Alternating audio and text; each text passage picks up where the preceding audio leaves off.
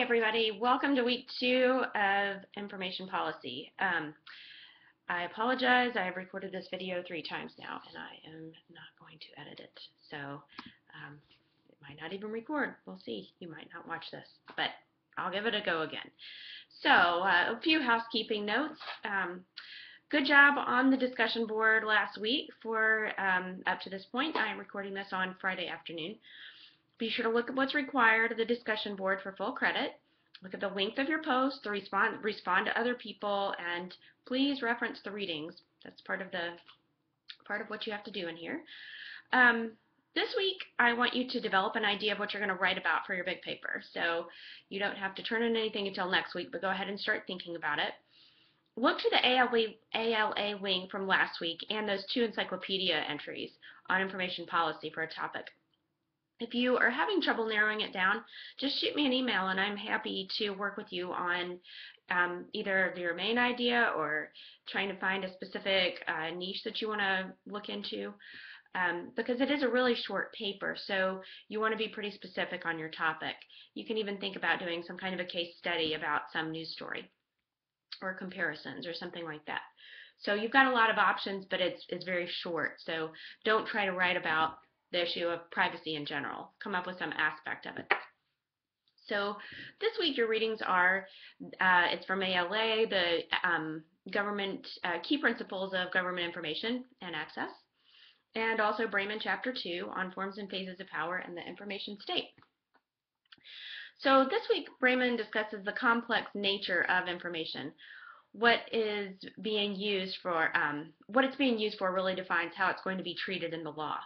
The taxonomy that she has on page 11 is really helpful when we're talking about policy. There's little debate about how if people should have access to, for instance, classic works of literature. At face value, it seems it's in the public interest for everyone to have equal access to health information.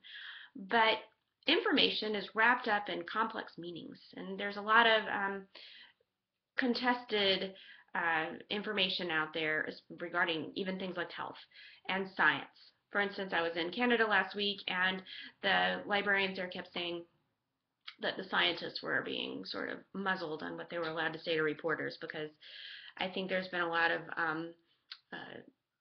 stuff going on with the government not wanting certain things to come out that are scientific. So anyway, science can be problematic. Science is power. Knowledge is power. So I'm going to touch on a few ideas that Bremen presents in the chapter, and I'm going to sort of give you some of my own ideas about how they can be interpreted today. Her book's really theoretical, which I find to be really useful because it gives us a way to think about what's going on today, about world events. So that's why I'm asking you guys to look at the news and make connection to the readings. So I'm going to start with information as a commodity, and then information as pattern, and as a constitutive force in society, finally. So power, as you can tell from the name of the book, is the overarching idea of the book, and I firmly believe that it can help you become a much more critical and informed reader of the news. Critical theorists look to power all the time. It's about this idea of critiquing power. And so that's what you should be eventually doing. It can make you a more informed person and hopefully a better librarian or information worker, because you're really looking at who benefits and who doesn't benefit from any kind of decisions that are made regarding information. So when is information a commodity? Have you guys ever used Google Scholar? You probably have. Have you used it both on campus and off campus and noticed that there is a difference? You might have. There are a lot of articles that you want to access if you're off campus or behind a paywall. So you can get this thing called VPN. I don't know if everybody has that. Sorry. I'm going to write that down. I want you guys to look it up. VPN. Go to the campus IT, do.it at Missouri, and look up the Cisco AnyConnect client, which you can install on your machine, and then you can VPN to campus, which means no matter where you are, you are part of campus. So it looks really different. Google Scholar looks different if you fire up your VPN, because you have the Find It in MU button, which links directly to the library catalog and holdings. That's a good example of information as commodity. MU has purchased access to those articles through the databases. And so if you're not a part of the community, which Google doesn't know until you tell it you are, then you're not going to have access to those. Many scholars now do put their articles up on their own websites if they're allowed to by their publishing agreement. If you live in another country, you might have a very different experience regarding access. Some of the major publishers do grant access to scholars in developing nations to their databases through agreements, but in reality, they're quite limited in what they have access to in a lot of countries. So really, I see that as a problem for the entire world that open access proponents are working on. Now, you might know about the access to science legislation that went through a couple of years ago. That says that anything that is financed publicly, meaning the scientist got a grant to produce their research, needs to be open access within 6 months. I went to a presentation the other day that was so interesting about this. So there might be this law that says that it needs to be open access, but it's not really known what publishing means. Does that mean the first time that it's available online, because there's a lot of pre-publishing that goes on online, or is it when it's in print, which might happen months after it goes online, months after? It can take a long time to get an article published, in other words. So that is still being worked out. So I mentioned developing nations. That's not the preferred term, but it's still something that isn't, I'm not sure what the preferred term is really. It implies that some nations are in a state of complete development and others are getting to the same place, but they're not. That's not reality. That's an economic construct. So let's look at these ideas that she presents in this chapter about state and nationhood.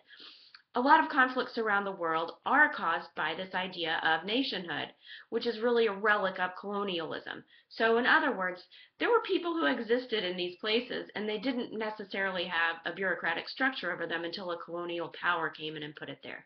So when colonial rule was absolved, they were left with a crumbling bureaucratic structure that they had to deal with. This does actually relate to both development and with economics and social reality, which is what she's talking about later on in the chapter. There are a lot of groups such as the WSIS, WSIS, just look it up. They met, WSIS. They had several big meetings where they were looking at economic impacts of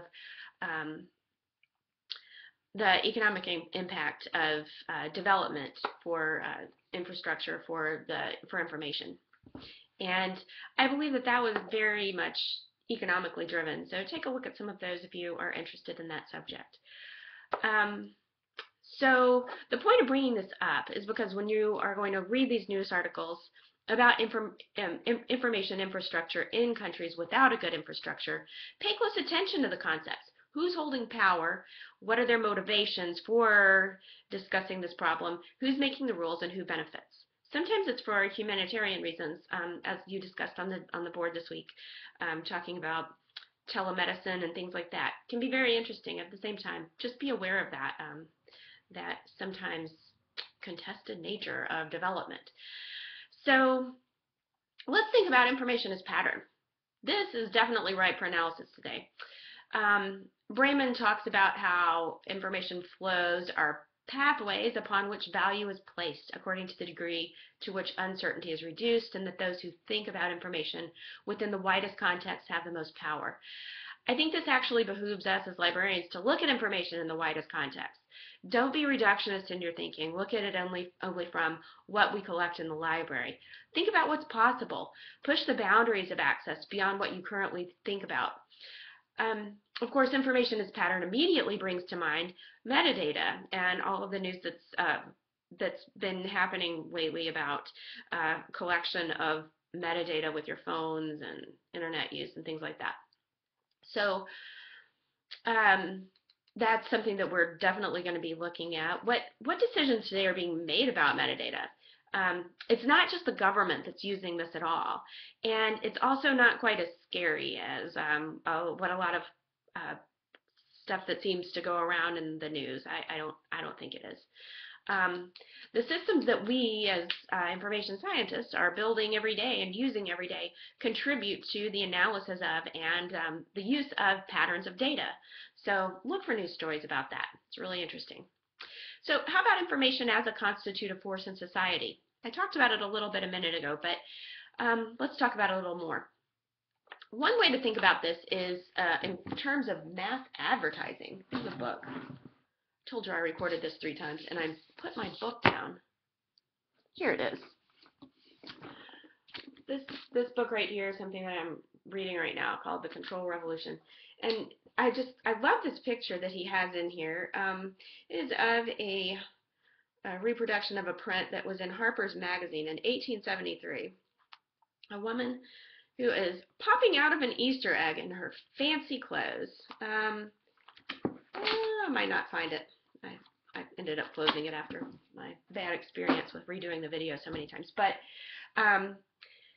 basically, it's saying that information does create a reality. Who here has seen something about Easter dresses, right? Well, that came about because of advertising, fashion.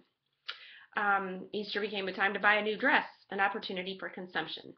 It's hard to argue that consumption, it's hard to argue against the idea that consumption is a constitutive force in our society today, and that's made possible by ads and publishing.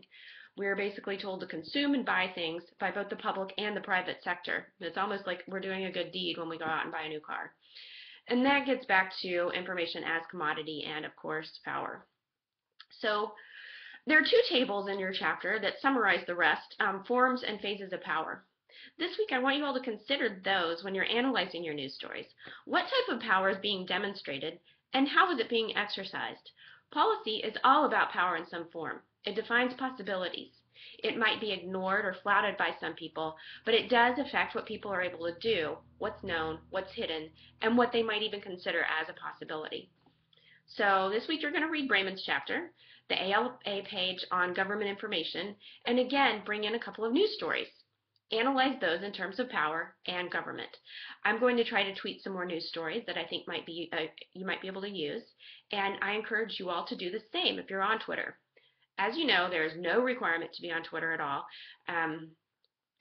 but that's why I have that button over there on the left-hand side of the page so that you can click on it and you can see everything that we are tweeting into the class. It means that you don't have to be on Twitter. So anyway, that's about all I have to say. I will see you all on the discussion board this week, and don't forget to wrap up your discussion board by Sunday night for the first week. Okay, bye.